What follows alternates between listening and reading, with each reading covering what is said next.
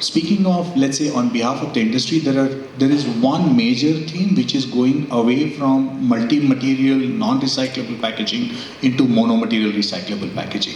I'll try and be as less technical as possible, but just try and say that instead of using different polymers, which is what are used currently in our existing laminates, going away from that and then using monomaterial laminates. Now, how does monomaterial laminates help? It helps because when you're going away from multi-material laminates, which you cannot recycle, again, slightly falling back on technicals, there are two ways of recycling any packaging that is there. One is the mechanical recycling, second is the chemical recycling.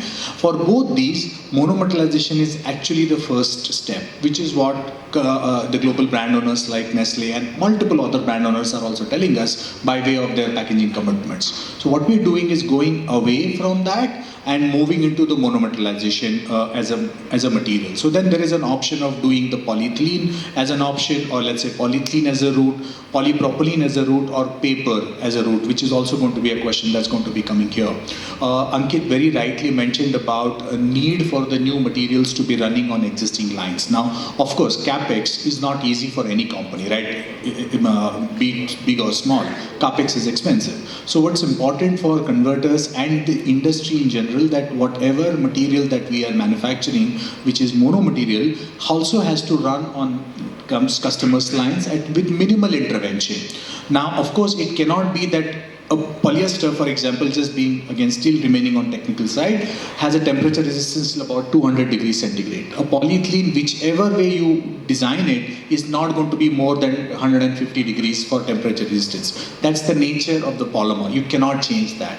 Now, having said that, of course, customers like Nestle understand this. So this is where the collaboration that we are now talking about comes into picture, that we design a material and take onto the lines there, where there is a minimal intervention that's required, which he kind of alluded to by saying of seal jaws and those kind of things. So coming back to the question and then saying, this is a very exciting time for packaging industry in general, because there is so much happening on sustainability part. And the good thing is that I see multiple converters here. Amit is here, of course, my friend Anil is also here from the UFlex. The industry is ready. The industry has done huge amount of work in the last 4 or 5 years in ensuring that the monomaterial structures are developed, or let's say recyclable structures are developed. Having said that, the first thing that needs to happen in our country is that there need to be a guideline or a requirement for recyclability, which is not there.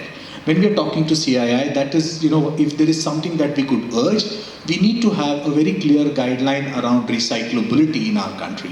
Because we have a guideline for, let's say, intrusion of post-consumer recycled, which is going to be live in 6 months' time in 2025. But if there is not enough mono material that is there, where does the mechanical or the chemical recycling coming from? So that's the point. So we need to look at the situation in a little more holistic manner, is what we think. Yeah.